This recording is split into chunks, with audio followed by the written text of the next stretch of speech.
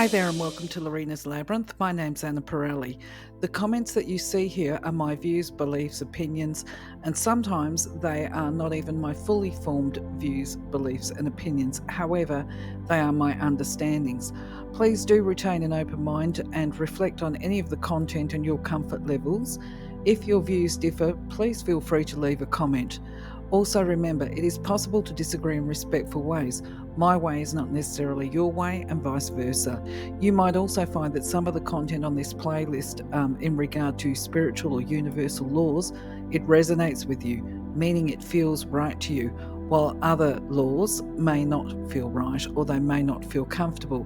If this is the case, the information is either not right for you or it is not right for you right now, and it might never be right for you at any given time. It really doesn't matter. As an earthy and practical person, I can put my hand up with all honesty and say that I have at different times had the same feelings about some of the content in here, and with some of them I still have a level of skepticism within my viewpoints, but I choose to retain an open mind about the things that I don't fully understand for a few reasons. Firstly, because I believe it would be supreme arrogance to think that we all know all of the answers while we have a body.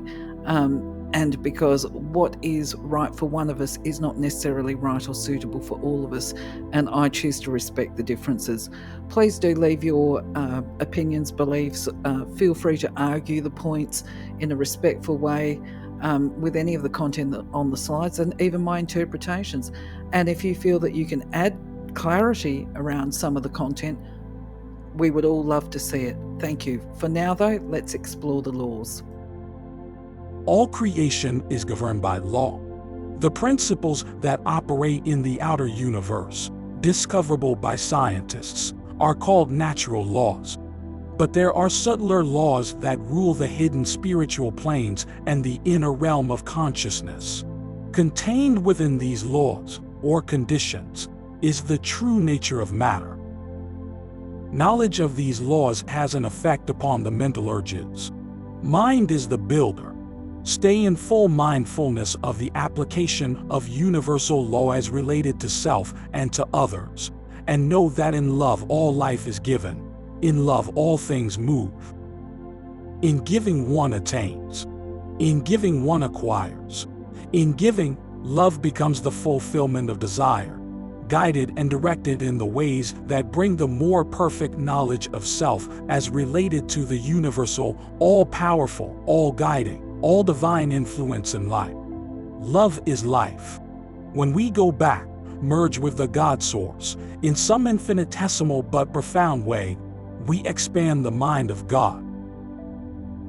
Our higher self always points the best and most perfect way, and it is ours to listen and choose or reject what we hear. It does not blame, but patiently tries again to show the perfect way, the loving way. All of creation pushes forth. We are ever becoming. Identity ever remains. Universal law number 34. The law of grace. The law of grace can waive the law of karma. When applied, this law allows a person to receive more than one deserves or works for if it is in the highest good for all. When called upon, this law allows the person to send another a healing, to do soul talk, use divine decree, etc., and not suffer the consequences of karma or incur negative karma by interfering with the receiver's soul plan. The wording to insert in the request is under the law of grace. Another aspect of this law is to be of higher vibration to consistently live in grace. That is, a loving person who works diligently sending world healing to Mother Earth and all on her body, and focusing so much on this activity, while shopping she forgets her car meter has expired. In all probability her car will not receive a ticket for this expiration. This condition cannot be abused or it will lead. Within the context of this law, I actually don't have a problem with it, although it does look a little complex at first glance.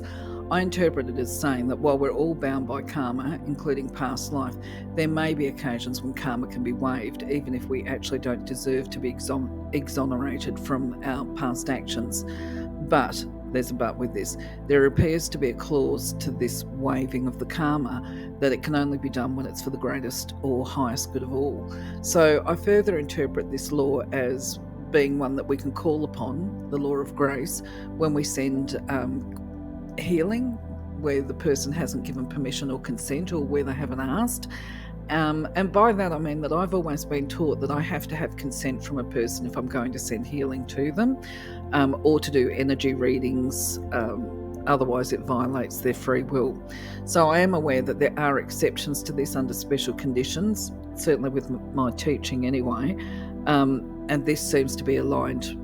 The teaching that I've received seems to be aligned with the law of grace, that it is permissible to send healing without incurring a karmic debt, on those provisos that it's for the greatest good of all involved and it does not interfere with the soul plan or the divine pathway of the recipient of the healing energy.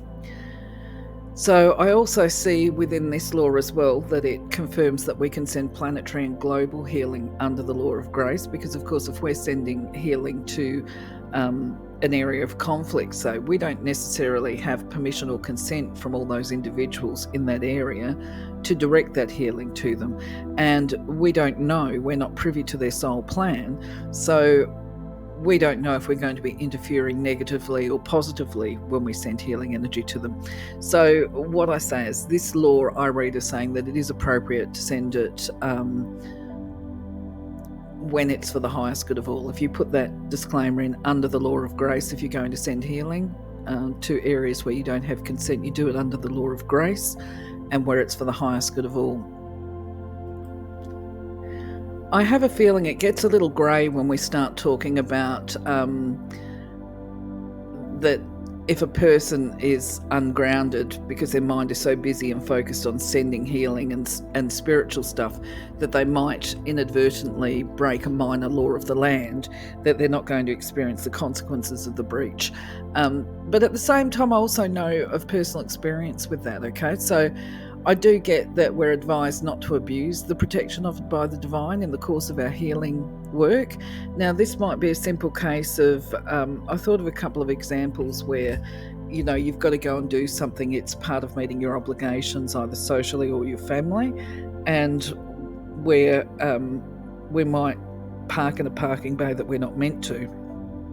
You know, there's that big sign up that says do not park, and we go, well, I'll just squeeze in here, I'll only be 5 minutes, and I hope the universe protects me from the big fine that I can't afford to pay. You know what I mean? I think under the law of grace we can use that, but they're also saying don't abuse it. I mean, what are your thoughts on this? You know, feel free to leave a comment. I'm going to expand on this a bit more on the next slide. I have tendencies to think that anything that puts restrictions and constrictions on a person becomes a human limitation of divine energy. So I do question the passage where it says that, you know, if you abuse the condition, it will leave, right? But at the same time, I sort of think and believe that, okay, we are talking about the laws of the land here as well, not just spiritual law or universal law. And I do sort of think that if we're the type of human being that just happens to be driving around and sees a parking bay, no parking bay, and decide to go and park in it, then we're actually being personally disrespectful to the other members of the society. Or if it's, for example, you know, what are they called? Disabled parking, we call it here in Australia, for people that have got mobility issues. So I think if we're the sort of person that goes and parks in those kind of places with no regard to our fellow citizens, then we're kind of ignoring the spirit of brotherhood and care and regard for other people that are more vulnerable than ourselves. So I believe that realistically, it's not a case of punishing us for abusing the gift or that it will leave us. I think it's about when you're disrespectful to other people, you automatically incur karma, and there's no waiving of it. But if, on the other hand, we intermittently find ourselves in a position where we're not left with a lot of choices and we've got to draw upon the law, then yes, we'll be protected by it. And I kind of think anyway that if a person is driving around taking advantage of these opportunities, there's a level of ego and arrogance with that.